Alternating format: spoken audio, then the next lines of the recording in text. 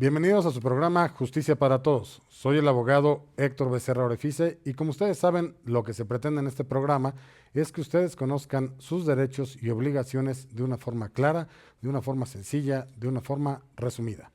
El día de hoy vamos a platicar de un tema muy interesante que tiene que ver con la justicia administrativa en México.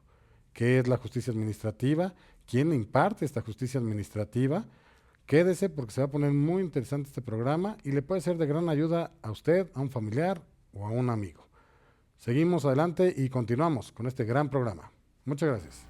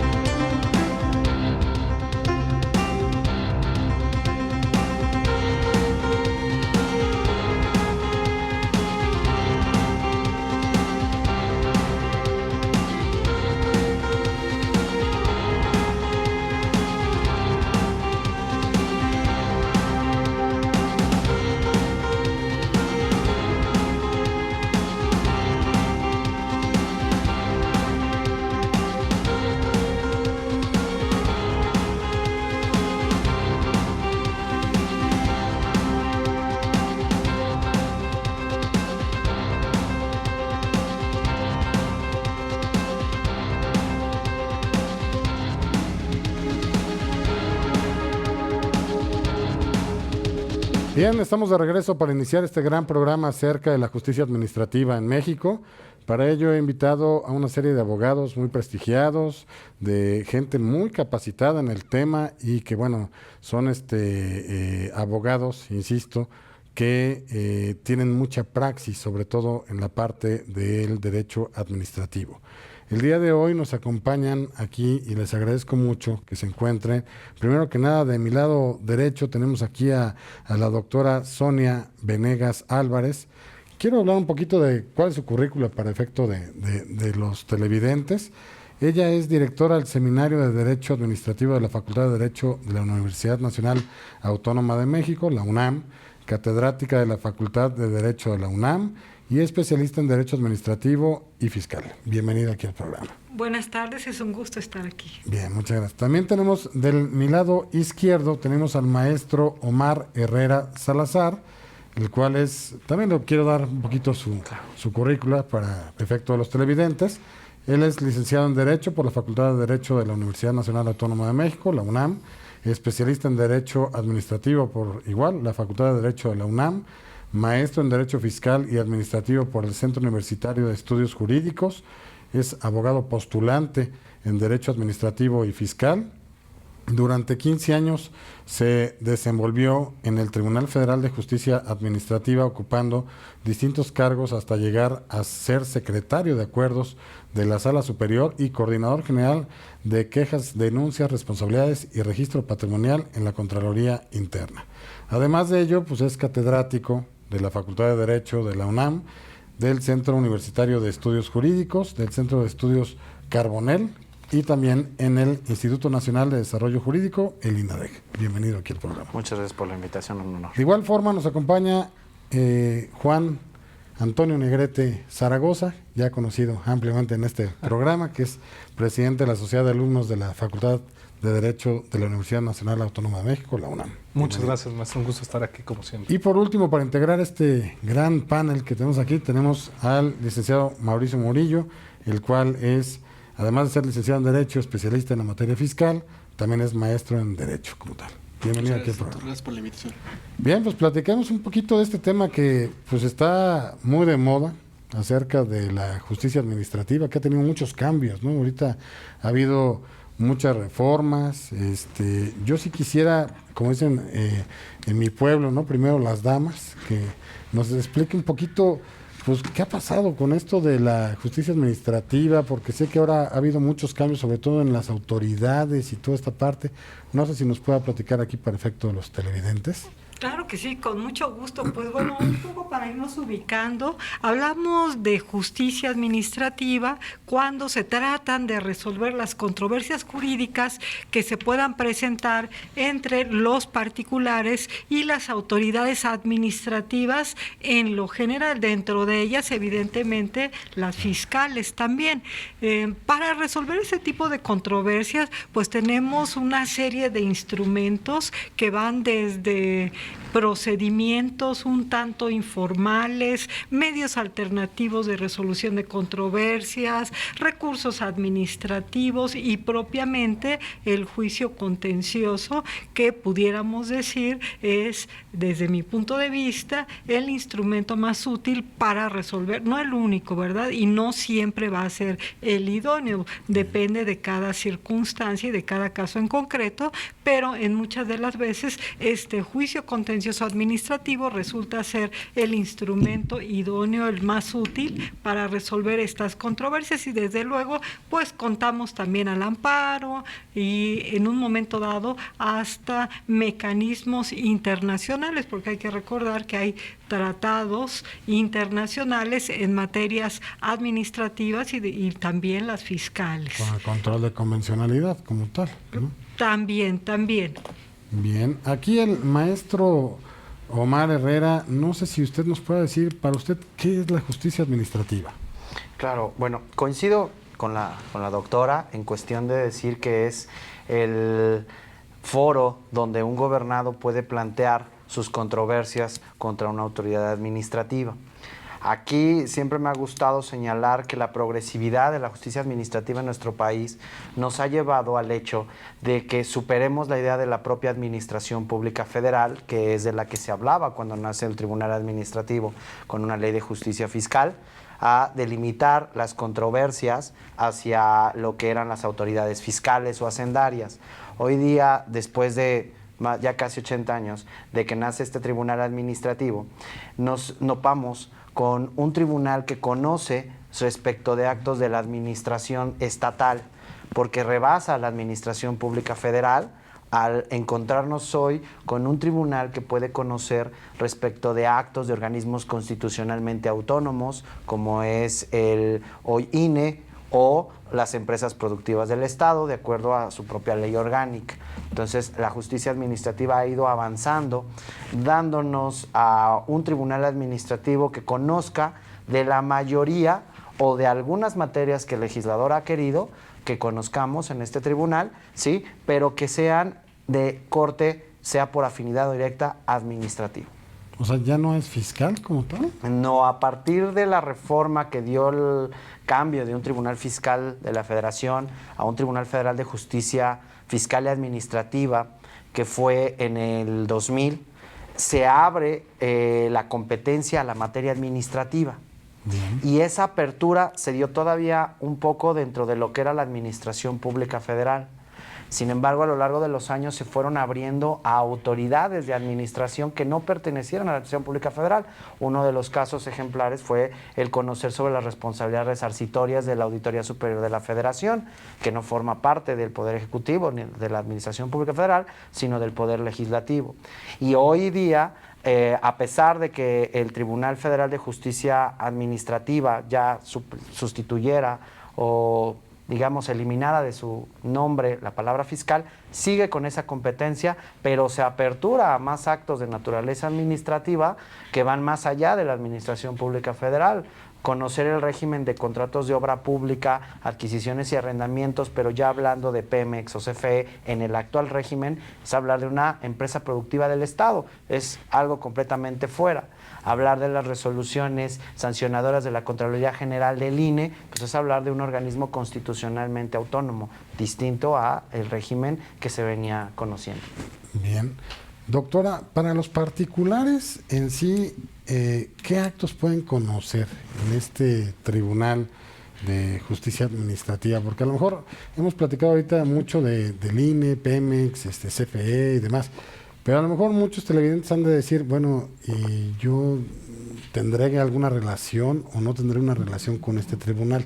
No sé si pudiera comentar nada más rápidamente, como qué ejemplos pueden ser que conozcan de justicia administrativa estos particulares. Pues bueno, pudiéramos decir que se pueden impugnar ante este Tribunal Federal de Justicia Administrativa actos y resoluciones. Casi siempre deben de ser definitivos, excepcionalmente pudieran no serlo, pero por disposición son definitivos, emitidos por autoridades de carácter federal. Grosso modo, la ley orgánica del tribunal señala cuáles son las materias de su competencia, que son varias fracciones que lo contienen, pero podemos distinguir la materia fiscal, la materia administrativa, materia de seguridad social, materia de comercio exterior y materia administrativa, englobando ahí también subespecialidades que ahora se empiezan a crear o que ya tienen algún tiempo andando, pero que son relativamente recientes comparados con la antigüedad del tribunal, como puede ser la propiedad intelectual, como pueden ser controversias en materia medioambiental, como puedan ser también las controversias de estos denominados órganos reguladores. Bien. Entonces, fundamentalmente, claro, desde luego también, por ejemplo, se pueden impugnar actos administrativos de carácter general, pero bueno, aterrizándolos a casos concretos, y enfocándonos un poquito a la materia fiscal, por ejemplo, si el contribuyente, después del ejercicio de facultades de comprobación de parte de la autoridad, le determinan un crédito líquido en cantidad líquida, pues bueno, una de las vías a través de los cuales puede impugnar al considerar que le fue emitido de manera ilegal, pues es este juicio contencioso administrativo. Entonces puede ser tanto para personas morales, personas físicas, claro, y autoridades que también pueden acudir a este tribunal en busca de una justicia administrativa. Sí, claro, pueden prácticamente, diríamos que está abierto para todo mundo que se encuentre o que se sienta vulnerado en su esfera jurídica por motivos de legalidad. Bien. Entonces, pues sí, esto es muy importante, esta última parte que menciona, porque también las autoridades pueden dar inicio a un juicio que en ese caso se denomina de lesividad, aunque sigue las mismas reglas que el juicio contencioso administrativo. Bien, vamos a una pausa comercial, regresamos.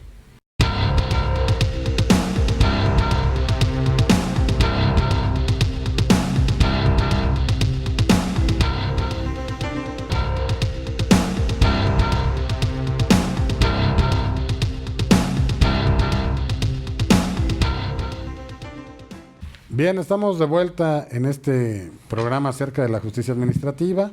Bueno, ya vimos en sí qué es esto de la justicia administrativa, quién imparte, que existe un tribunal que puede afectar tanto a particulares, personas físicas, morales, pueden acudir obviamente a este tribunal, pero también tenemos que ver mucho la parte de más o menos en qué porcentaje estamos a nivel mundial con esta justicia administrativa. O sea, si quisiéramos compararlo con otros países, ¿cómo está México? ¿Estamos, digamos, al 100% y lo más actualizados o todavía nos falta mucho? Bueno, pues desde mi punto de vista, la regulación, el funcionamiento de la justicia administrativa siempre se ha ido como que construyendo, como que poniéndose al día, como que también buscando nuevas alternativas para dar respuesta a esta demanda de justicia, de modo que pues el artículo 17 constitucional, así como los distintos tratados internacionales en donde se prevé un derecho de acceso a la justicia, sean vigentes. Entonces yo considero, bueno, ahí a lo mejor hay dos perspectivas que vislumbrar. ¿Por qué? porque también en este afán, y seguramente el maestro Omar sabe más sobre este tema, en este afán de querer darle respuesta a tantas demandas y a demandas especializadas, a veces se revierte y se vuelve un poco más complejo. Muy técnico, ¿no? Y más técnico, desde luego. Pero sí, hay que decirlo, el tribunal siempre se ha destacado por ser un tribunal verdaderamente, valga la Así redundancia. está la vanguardia, digamos. Sí, sí, a mí me parece que sí, que está tanto desde el punto de vista técnico como también desde el punto de vista ético. Bien. Entonces, esto ha hecho que la ciudadanía crea en el tribunal, que los abogados creamos en el tribunal, y merced a ello, pues también se ha incrementado su carga de trabajo. Me imagino que sí. Maestro Omar, no sé si nos puede dar pues un comentario. Digo, yo quisiera que todos los de aquí del panel nos digan, porque realmente es una pregunta que tenemos que tomar en cuenta de qué están haciendo en otros países y si estamos igual o mejor que ellos o podemos mejorar esa justicia administrativa. Claro, mira, empezando por casa, yo puedo decir que el tribunal, hasta la experiencia que tuve, se esforzó por incrementar la capacidad de respuesta para el juicio en razón de la creación de mayores salas. Tan es así que al día de hoy solamente quedan 4 estados de la República que no cuenten con una sala, que son Baja California Sur, Nayarit, Colima y Campeche. ¿Y eso por qué no hay? Digo, no sé si algún criterio personal. Sí, o... la verdad es que todo se redunde a la falta de presupuesto en la necesidad de creación de más salas. Pero si tenemos aviones que no los tiene ni Obama. ¿No? Claro, el problema es que en el presupuesto, la Cámara de Diputados nos los quiera dar a nosotros, o dárselos a este tribunal. El trienio anterior y otro más anterior, los últimos 6 años, fue cuando se fueron abriendo mayor cantidad de salas, como decía la doctora, para bajar el inventario, para tener mayor capacidad de respuesta. Esa fue una acción. Otra acción, para responder a su pregunta a nivel internacional, fue la creación del denominado sistema de juicio en línea, que permitiera al justiciable en cualquier territorio de la República poder presentar la demanda en línea. Si bien el programa original creado por el legislador era para que este sistema se aplicara en todas las salas del tribunal, bueno, distintas problemáticas que se dieron no permitieron ello, pero subsiste a la fecha pues una sala especializada con sede en la Ciudad de México en juicios en línea. ¿Y sí está funcionando bien esa sala? Sí, es una sala que tiene un alto inventario en razón de la necesidad que se da para muchos particulares, muchos abogados, de utilizarla. Un ejemplo característico donde se dio el auge de la sala de juicio en línea fue cuando se dio la reforma al Código Fiscal para contabilidad electrónica, en donde tenían que ingresar en una fecha límite más de 500, más 1000 demandas contra los acuerdos generales, las resoluciones misceláneas fiscales que salieron para regular contabilidad electrónica. Entonces, el punto de vista que veíamos de muchos abogados era, ¿qué me sale más barato para poder controlar los juicios, para poder tener seguridad de la etapa procesal de cada una? Presentar esas 500 demandas físicas y andar persiguiéndolas por las 14 salas regionales metropolitanas en distintas mesas de trámite, donde van a seguir a su propio ritmo y van a salir dispares, o mejor, juicio en línea, va a tocar a la misma sala, van a la misma parte y van con un principio de celeridad mucho más aplicado porque, bueno, pues no hay estos trámites de que el archivista cosa, que lo turne a la mesa y todo ese carrusel que se da del expediente físico, pues aquí no lo hay, pasa inmediatamente de manera electrónica, ¿sí? Y bueno, pues eso fue una ventaja para los justiciables que accedieron en este caso y que, bueno, obtuvieron sus sentencias de una manera más uniforme porque pues eran los mismos despachos prácticamente. Y bueno, en un porcentaje, digamos, a nivel internacional, estaríamos con una calificación de más o menos, según su criterio. A mi punto de vista, y dado incluso porque el año pasado, que fue el Congreso de Magistrados en la Ciudad de México, que tuvo la oportunidad de juntarse a varios expositores internacionales provenientes incluso de Canadá, de Estados Unidos y de Sudamérica, magistrados o integrantes de esas cortes, pues yo creo que sí vamos para un 9. ¿Así de plano? Sí, yo creo que sí. Hemos sido muy elogiados en la justicia internacional por el tribunal. Hay puntos que son perfectibles, por haber pertenecido ahí, conozco varios que son perfectibles, pero creo que este tribunal, comparto como lo decía la doctora, se ha ganado la confianza en separarse de otro tipo de materias, en decir que sí hay una especialización. Se busca una especialización en la materia y en sus juzgadores. Bien. Don Juan Antonio Negrete, ¿cuál sería la opinión de esto? Porque unos dicen que un 9. Sí. No, yo considero que sí. Tiene razón el maestro Omar y la doctora Sonia, que son expertos en la materia. Pero dentro de la justicia administrativa como tal, ahorita se ha venido también manejando que dentro de esta misma justicia se plantean los medios alternativos de solución de controversias.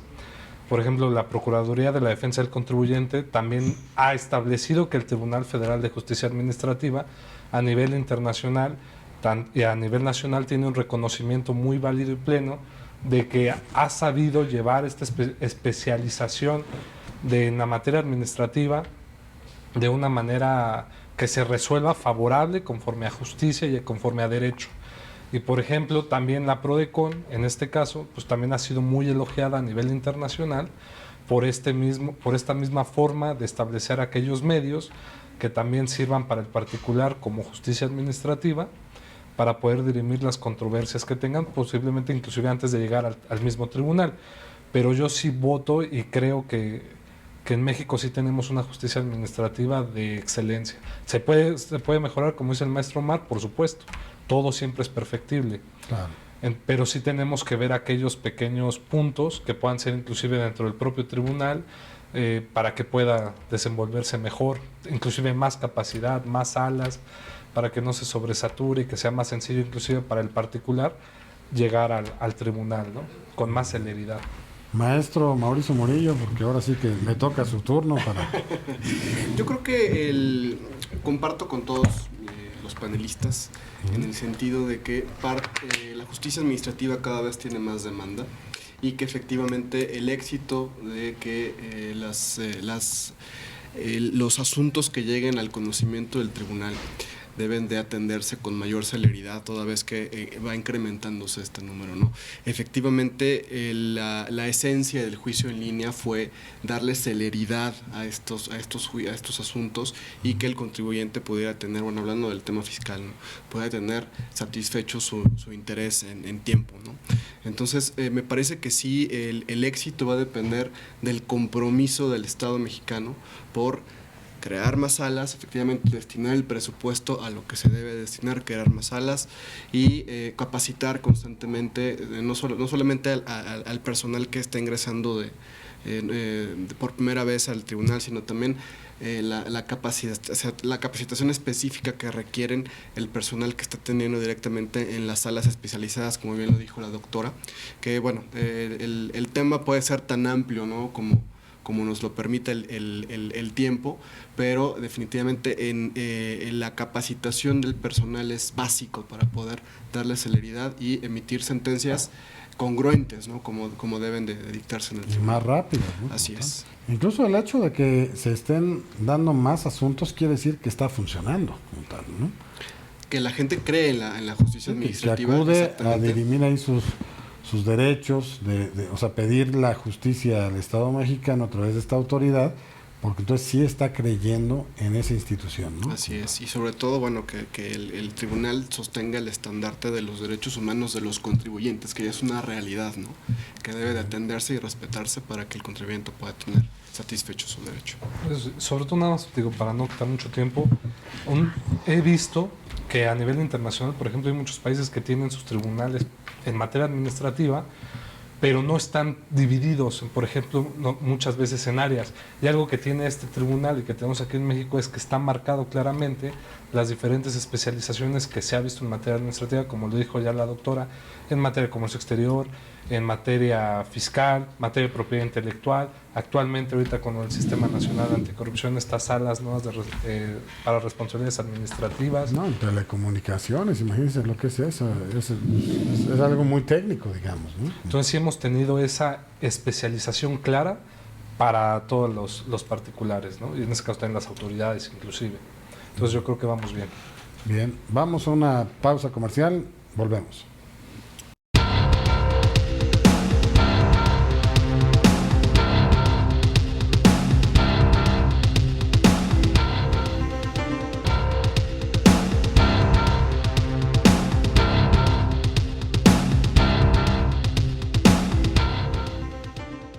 Bien, continuamos con el programa y bueno, pues ya vimos diferentes preguntas, digamos, acerca de esto de la justicia administrativa. Hay una cuestión que por lo que entiendo es alguna cuestión, un juicio nuevo, ¿no? ¿O ya existía este tipo de juicio de resolución exclusiva de fondo? Es una novedad, es una novedad. Hace un momento hablábamos de cómo poco a poco el tribunal se va poniendo al día tratando de dar respuesta a las demandas tan especializadas que tiene. Entonces, hoy en día el tribunal cuenta con 4 modalidades de juicio: el juicio tradicional, el juicio sumario, el juicio en línea y esta novedad que tenemos, que inclusive todavía no entra en vigor, dicho sea de paso, de resolución exclusiva de fondo, en donde yo digo que se reitera porque ya existían las disposiciones que se debe privilegiar el fondo sobre la forma. En este supuesto se supone que los juicios tendrían que versar exclusivamente sobre cuestiones de fondo. ¿Esto qué quiere decir? Por ejemplo, aquello que tenga que ver con los elementos de las contribuciones. Okay. O bien si los hechos fueron apreciados de manera incorrecta o hubo una mala interpretación o aplicación de la norma a los elementos de las contribuciones, es decir, o al fondo del asunto. O sea, digamos que es un juicio que no ve cuestiones de forma, nada más ve cuestiones de fondo. Exacto. Para matar lisa y llanamente una acción, ¿cómo está? Exactamente.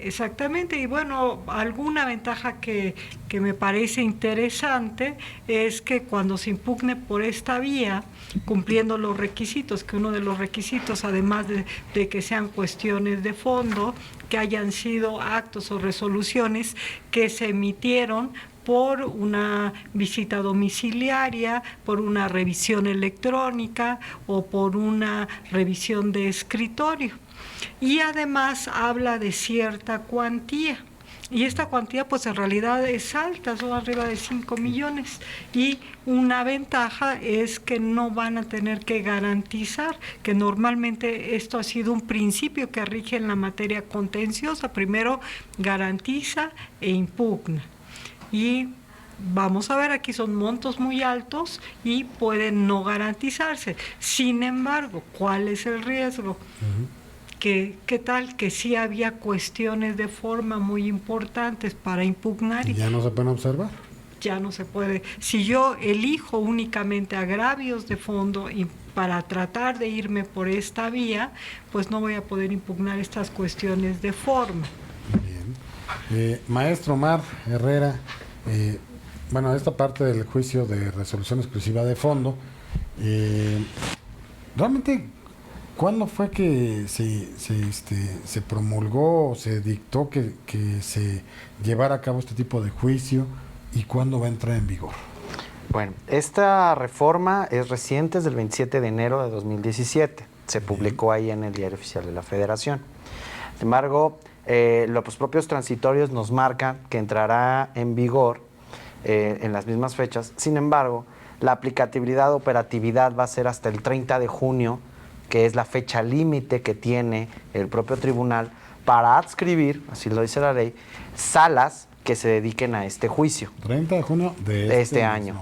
Okay. Tiene que adscribir las salas correspondientes, las que considere necesarias en los territorios que considere idóneos, de los magistrados que ya cuenta el tribunal con mayor experiencia fiscal para que se erijan en esta sala especializada. Ahora, aquí la problemática es que, como dice la doctora, es algo que ya existía, simplemente lo empiezo a regular de manera diferente. Me gustaría abonar al comentario de decir algo que ya existía, porque de conformidad siempre con lo previsto en la ley sustantiva del tribunal, pues había un principio de mayor beneficio, que es precisamente el buscar el mayor beneficio del gobernado, resolviendo el fondo sobre la forma. Claro. Gracias a la experiencia que tuve de tantos años como secretario, pues también puedo decir que la forma puede llegar a ser fondo. Temas como de caducidad, temas de violaciones, de notificaciones y desconocimiento de todo un procedimiento, se vuelve fondo netamente. Entonces, aquí un punto importante sería investigar qué llevó al legislador a decir, bueno, voy a separar una materia, pero de la materia también voy a diseccionar actos. Porque como bien lo refería la doctora, solamente son competencia de esta sala aquellas resoluciones determinantes, pero que provengan de esos 3 procedimientos de comprobación de la autoridad: la visita domiciliaria, la visita por la revisión de gabinete y la revisión de contabilidad electrónica. Cualquier otro procedimiento... Las básicas, ¿no? Ese tipo de revisiones, ¿no? Sí, son las básicas. Sin embargo, en el panorama general que yo le puedo decir, maestro, como secretario de Acuerdos que fui, no son las únicas. De autoridades fiscales, por ejemplo, de unos 4 años para acá, el procedimiento predeterminación presuntivo del artículo 41, fracción segunda del Código Fiscal, es el pan nuestro de cada día. Sí. Sobre visitas domiciliarias y revisión de gabinete. Entonces, y también ver al contribuyente su panorama. O sea, ¿por qué si yo soy un contribuyente que yo cumplo obligaciones no solamente con el SAT, también con el IMSS, también con el Infonavit, también con la Secretaría del Trabajo y Previsión Social cuando me hace visitas de inspección? Bueno, pues yo tengo un cúmulo de obligaciones y me están atacando las autoridades, me están revisando, tengo la necesidad de acudir a este tribunal en el que confío. Pero pues ahora, a ver, si es revisión de gabinete, visita domiciliaria, tengo la oportunidad de fondo, pues me voy a esta sala con estas reglas. Pero por los actos del IMSS, del Infonavit, me voy a otra sala. Entonces, sí es ir acortando la especialidad, pero también poner una cierta problemática al contribuyente, al justiciable, de ver hasta dónde quiere utilizar estas nuevas herramientas. Porque aquí hablamos solamente, como decía la doctora, 3 casos: el SAT o Hacienda local en sistema de coordinación, y cuando el monto sea de 5,5 millones por ahí para arriba. Y ¿Los 5 millones serían con intereses o...? La ley nos los especifica. Cuando hablábamos de juicio tramitado en la vía sumaria, sí el legislador decidió establecernos reglas. Decirnos, vas a tomar el monto histórico y vas a tomarlo sin, por lo tanto, sin accesorios, sin multas. Y no lo vas a acumular por obligaciones. Bien. Es individual. Pero aquí en el apartado de la ley, cuando hablamos de este juicio, nada más nos dice que es competente cuando se habla de una resolución determinante y la cuantía del asunto sea mayor a 200 veces la unidad de medida y actualización elevado al año, que es la cantidad que para este año nos da 5,510,000 pesos. Entonces podemos entender que la cuantía del asunto, pues es todo. O sea, sería la suerte principal. Sería la suerte, no, aquí sería la integrada. Aquí yo no encuentro que la ley me permita agarrar la regla del juicio sumario de decir solamente lo principal o lo histórico. Aquí creo que sí la ley, pues si no dice nada, no debo distinguir, no podemos distinguir, pues es completo. Es un juicio muy interesante porque ¿y cuánto dura como tal? O sea, ¿es rápido, es como un juicio sumario o sí lleva, digamos, su tiempo el poderlo resolver? Pues es interesante la pregunta en razón de que no hay todavía respuesta, porque las nuevas reglas marcan etapas que no existían antes. Bien. Por poner un ejemplo, primero te pone la restricción que no se puede tramitar bajo las reglas del juicio sumario. Entonces, vamos a ver, pues sería como un ordinario, no hay tiempo. Pero después existen etapas que no existían en el juicio contencioso, como es una audiencia de fijación de litis. Se introduce por primera vez en el contencioso administrativo federal el principio de oralidad, en donde entonces ahora sí las partes van a exponer la litis del asunto de manera oral al juzgador. Siendo el juzgador parcialmente, ¿por qué? Porque quien resuelve es una sala integrada por 3 magistrados. Sin embargo, la ley se le olvida y dice, la audiencia será ante el instructor. Pueden estar presentes los otros 2 magistrados, pero la audiencia será ante el instructor. Y ahí se va a fijar la litis. Ahora, algo que me sorprende que la ley sí haya tomado en consideración, porque he visto muchas reformas que se les olvidan cosas, es de que estos casos pues se pueden ejercer la facultad de atracción ante la sala superior. Entonces ahí se prevé que pueda hacer esta audiencia ante el ponente de la sala superior, que trabaja en un esquema completamente distinto. Entonces, llegar a estas etapas va a ser novedoso para el tribunal, algo que no se ha venido trabajando y que incluso me gustaría decir, bueno, y vamos a necesitar dinero. Claro, Porque si vamos a levantar una audiencia de fijación de litis, vamos a necesitar unas instalaciones en cada sala donde se pueda hacer. No es nuevo para la justicia administrativa. El Estado de Nuevo León, en su propia ley local, ya tenía previsto un juicio contencioso administrativo oral, pero pues bueno, ayer el legislador y el Poder Ejecutivo lo dotó al tribunal de salas de juicios orales. Nuestra justicia administrativa tiene salones de sesiones para la sala superior, para el pleno, pero no para las salas regionales. Pero Y por estamos cada hablando asunto, por cada hacerlo asunto. oralmente frente a una autoridad, sí, yo creo que va a ser un poquito complicado, ¿no? Va a dilatar los asuntos. Y más porque si veo que dicen que el juicio en línea, están señalando que a lo mejor son 500 demandas en línea y pueden acudir, si quieren, por cuestiones de fondo a esto, pues va a ser un problema, ¿no? ¿O cómo tramitarías esa parte? Bueno, aquí hay que mencionar que la propia ley excluye la posibilidad de que un juicio de resolución exclusiva de fondo pueda tramitarse en línea. Bien, o sea, Sí, entonces no provendría, digamos, de línea. Como tal. No se puede. Precisamente yo creo que atiende también a estos elementos nuevos de oralidad que tiene el juicio. Ok, perfecto. Vamos a una pausa comercial, regresamos.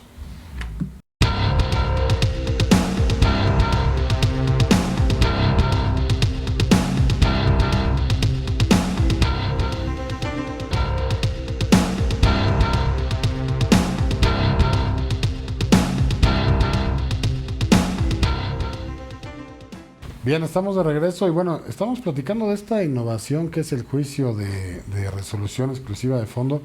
Me nacen muchas dudas que seguramente también a todos los televidentes les deben de nacer.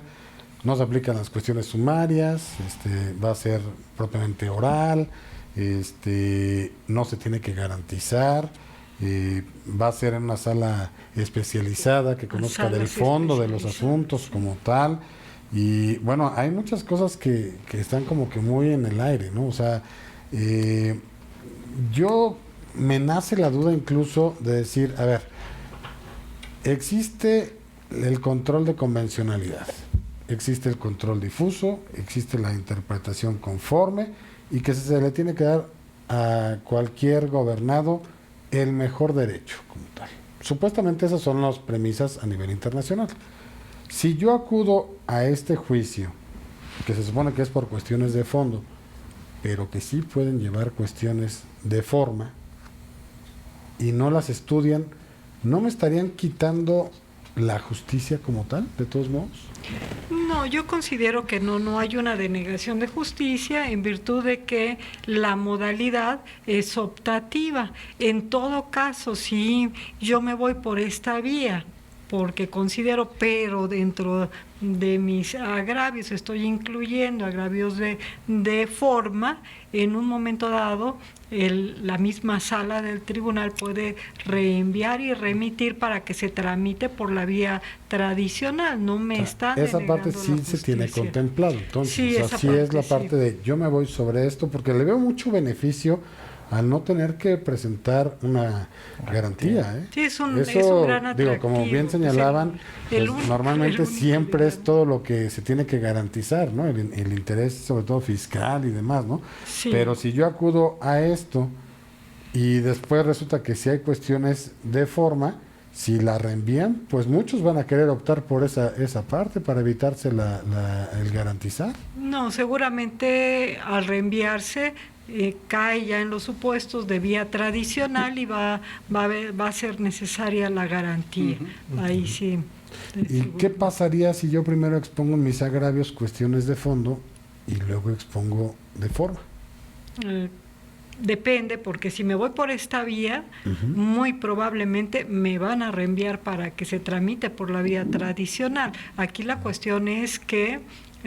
O sea, si hace la autoridad sí tendría que hacer un estudio antes de todo, minuciosamente, el tribunal, sí. para saber si sí admite como tal a Exacto. trámite Sí, y sí luego es, ya sí si es no la lo vía reenvía. correcta, exacto. Sí, esa es la vía Porque correcta. digo, si no va a ser ahí un filtro que seguramente van a querer estar acudiendo muchos abogados en ese sentido, ¿no? ¿Cuál sería su Sí, opinión? bueno, pues ya lo comentó el licenciado Omar, el maestro Omar, perdón, respecto de esta especialización y esta experiencia, ¿no? Que es de lo que se trata, que esta sala pues tenga personal y juzgadores con esta experiencia de determinar efectivamente si estamos en presencia de una cuestión meramente de fondo o si incurrimos en el supuesto que platica la doctora. Y yo creo que el legislador fue atinado en ese, dentro de la aventura que implica el establecer una sala con esta especialización, de alguna forma, por llamarlo así, el prever esta situación, ¿no? De que se salga completamente del esquema que se busca, que es llevar un juicio exclusivamente de fondo, y previendo esta posibilidad de reenviarlo con todo lo que ello implica, ¿no? Desde luego que si no encuadra, bueno, pues sí tendrá el contribuyente que garantizar, ¿no? Lo cual me parece atinado, puesto que estamos en esta etapa de inicio, ¿no? Aparte, sumando un poco a lo que ya dijeron los especialistas, pues cabe señalar que el juicio de resolución exclusiva de fondo fue creado para buscar de alguna manera que los juicios fueran más cortos, porque se iba a ir directo a la cuestión de fondo. No creo que sea la vía hoy por hoy que más va a tener carga de asuntos, toda vez que la autoridad fiscal cada vez es más preparada, cuestiones de fondo ya a veces tiende no a ser materia tanto de la impugnación, como decía el maestro Omar, también hay que tomar en cuenta las cuestiones de forma, y obviamente pues como toda sala, al momento en que presentan su escrito, pues va a valorar antes de admitir que realmente cumpla con todas las características del juicio, ¿no? Si no, lo va a reenviar. Cabe señalar que también a mí me llama mucho la atención, porque ya en este mes tienen que salir esas salas, pero también dentro del mismo tribunal, en los foros que han organizado, han planteado que la única manera de que estas salas funcionen es que los magistrados que las integren tienen que ser especialistas realmente en la materia fiscal y de fondo para que las puedan llevar a cabo. Yo no sé qué parámetros vayan a tomar en cuenta para ello, y ha habido mucho esta confusión respecto de si va a ser un juicio oral fiscal o no. Yo considero que no va a ser un juicio oral. Contempla ciertas audiencias que van a ser orales, en este caso la más importante es la que es el maestro Omar Herrera, pero si lo comparamos con la naturaleza de un juicio oral, por ejemplo, en materia penal inclusive, pues todo el procedimiento es oral. Es decir, todas las audiencias que hay, de audiencia inicial, audiencia intermedia, el juicio oral, pues son orales y hay su parte escrita, pero en este caso no va a ser así, ¿no? Presentan su demanda escrita, se responde de igual manera, se llama a las partes, ahora sí oralmente vamos a fijar la litis y de ahí va su continuidad. Pero se me hace una etapa interesante en esta justicia. Está muy moderno este tipo de juicios, ¿no? Como tal. Sí. Y qué bueno que se vaya que se esté a la vanguardia, porque realmente sí hay asuntos de fondo y la gran mayoría deben de ser seguramente de forma, pero de fondo, pues así quitas lo que realmente sí tienes que estudiar con un razonamiento lógico jurídico, y que bueno, te va a dar algún resultado, ¿no? Porque muchos se van meramente si una notificación, que si alguna cuestión, ¿no? Pero bueno, pues muchas felicidades a las autoridades. No sé si quiere algún último comentario aquí el maestro Omar Herrera con respecto a Sí, su claro. juicio. Es importante sí resaltar esa parte que decía la doctora. Es una exclusión, este juicio, de todas las reglas previstas en los demás líneas sumarias. Y esta gran oportunidad de no garantizar, bueno, pues se vuelve el anzuelo para quien lo quiere ejercer. Claro que la caña tiene que ser muy fuerte, que sea de puro fondo.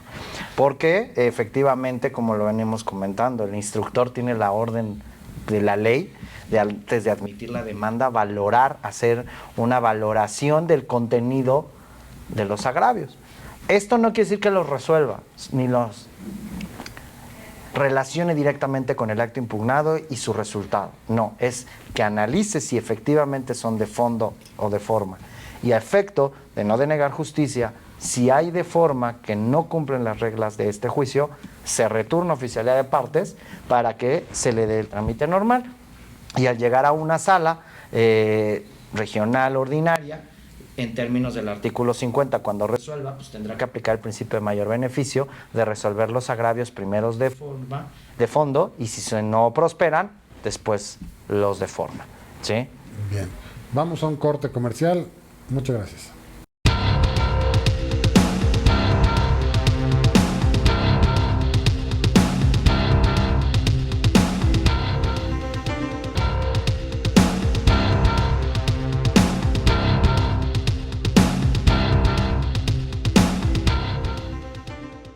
Bien, estamos de vuelta y como ustedes pueden ver, pues bueno, se ha estado innovando en la justicia administrativa, se ha modernizado como tal, y pues bueno, también tenemos algunas preguntas del público en el sentido de si también todo esto de los medios alternativos de solución de controversias y lo que es la mediación fiscal, si sí existe, no existe. No sé si aquí la doctora nos pueda platicar si sí existe o no en nuestro país y bueno, ¿a qué se referiría con eso, no? Bien, hablamos de medios alternativos de solución de controversias cuando existen mecanismos fuera del contexto, fuera del campo de la jurisdicción formal. Entonces, los típicos mecanismos alternativos de resolución de controversias son la mediación, la conciliación y el arbitraje. En estas dos primeras vías, mediación y conciliación, algo se ha explorado en materia de resolución de controversias entre particulares y autoridades administrativas.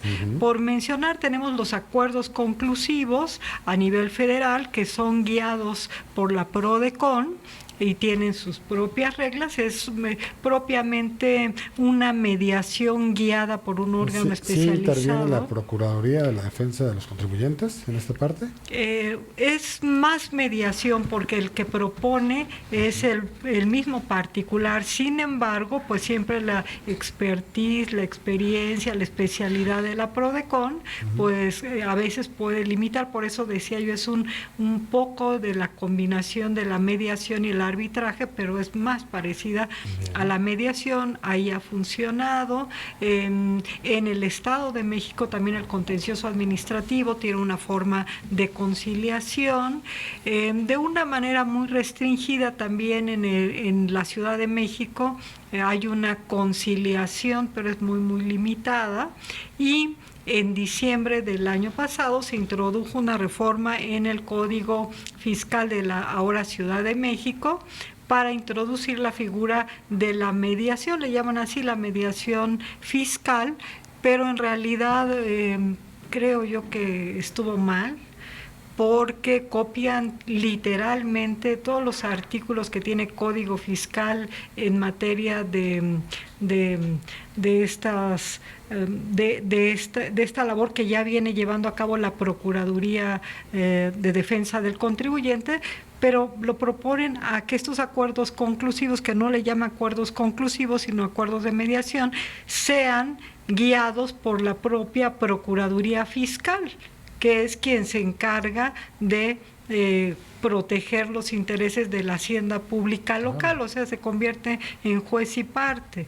No hay una Procuraduría Fiscal de la Ciudad de México, ni siquiera se pensó en un tercero, ¿no?, que sea ajeno a la controversia. Entonces, pues poca gente creo yo que pudiera animarse a ir a mediar pues con la misma contraparte sin que haya un mediador propiamente que tiene sus funciones, ¿no? Claro. Sí, se pierde la esencia de la mediación en esa figura, ¿no?, como tal, porque al final del día No hay acercamiento de dos, sino nomás es autoridad de parte. así es, prácticamente. Por muy buena intención que Ahora, se pueda tener, desde luego. Esto de los sistemas alternativos de solución, hablábamos mediación, conciliación, pero también hablábamos del arbitraje, ¿no? Ese arbitraje, no sé si aquí don Juan Negrete nos puede platicar, ¿qué es el arbitraje en materia fiscal? Pues el arbitraje en materia fiscal prácticamente en México no es, y en muchas partes en muchos países del mundo no ha sido en la praxis llevado a cabo. El arbitraje pues prácticamente es llevar que escojan los particulares a un tercero que dirima la controversia y que el laudo en este caso o la resolución que emite este árbitro pues sea de ejecución forzada, ¿no? El problema es que el arbitraje fiscal solamente se contempla a nivel internacional en algunos tratados para evitar la doble imposición. El problema es que no se lleva a cabo porque hay una disyuntiva entre si viola la soberanía nacional de los estados o no. Entonces yo creo que necesitamos ahí analizar de fondo si realmente se puede llevar, si un estado puede someter un asunto en materia fiscal al ámbito privado, llevarlo al ámbito privado, sin que éste tenga consecuencias para la potestad tributaria, por ejemplo, y para la misma soberanía. Pero aquí en México, hoy por hoy, no podemos hablar que en la realidad se lleve a cabo un arbitraje en materia tributaria. No lo hay como tal. No. Pues qué lamentable, deberíamos de tenerlo, porque sí, es lo que ahorita ya se está, digamos que se está acudiendo mucho a estos medios de solución de controversias, ¿no? Con este tipo de herramientas, por así decirlo. Nos restan pocos minutos. Yo quisiera preguntarle aquí al maestro Herrera si nos puede platicar un poquito de la parte de, bueno, obviamente ha habido cambios en esto de la justicia administrativa, pero ¿qué debe hacer un particular o un abogado antes de ingresar una demanda al tribunal? Porque pues, estoy viendo que hay muchos, o sea, es un género y estoy viendo que hay muchas especies de muchas cosas y pues, ¿cómo sé cuál es la oportuna o qué debo de valorar yo como abogado antes de presentar una demanda ante la autoridad? Claro. Bueno, como lo venía diciendo, la idea del contencioso ha revolucionado tanto que comentarios como los que yo le escuchaba a grandes maestros como Alfonso Nava Negrete, maestro Vázquez Robles, de la Facultad de Derecho, que nos decía, pues elaboro la demanda planteando los agravios solamente del acto impugnado y la presento y solita se va. Hoy no. Hoy esa pregunta tiene mucha razón de ser porque antes de analizar el acto también tengo que analizar el tribunal ante el que me voy a plantear. Tengo que tomar en cuenta lo que diga su ley orgánica, el reglamento interior todavía aplicable, en donde tengo una división del tribunal en salas regionales, que pueden ser las ordinarias, y ahí voy a ver, pues, según mi domicilio o el domicilio fiscal del cliente, del abogado, ¿sí? del justiciable, para ver cuál le toca. Pero pues, también determinar si el acto por materia, por ley, por autoridad, pues no es competencia de una sala especializada. Actualmente, pues el reglamento nos marca la sala especializada en propiedad intelectual, la sala especializada en medio ambiente y órganos reguladores, las salas especializadas en comercio exterior, y después de pasar eso, o a lo mejor digo, pues me voy en línea, entonces me olvido ese estudio y ya nada más me ajusto a las reglas del sistema de juicio en línea para presentarla ante esta sala a través del sistema respectivo, ¿sí? Y también tomar en consideración que ya después de hacer ese análisis, para poder determinar en qué sala me va a tocar de acuerdo a materia, ley, autoridad, todo, es ver si el juicio procede que se vaya en una vía sumaria u ordinaria. Ah. Ahora a la par, pues el tema que precisamente hemos venido tocando, que ya no es ni autoridad ni ley solamente. Ahora es ¿qué quiero hacer valer? ¿Con qué elementos cuento para poder formular un agravio? Si estoy seguro, si estoy cierto que con un agravio de fondo y yéndome a los elementos del tributo voy a ganar, anímate, arriésgate y vete a esta sala. Vete a este juicio exclusivo. Vete a este juicio exclusivo. Y te olvidas de materia, bueno, siempre y cuando sea del SAT, de los casos que hablamos. ¿Sí? Pero si no lo es, entonces sí tienes que entrar a un estudio un poco más grande respecto del propio tribunal.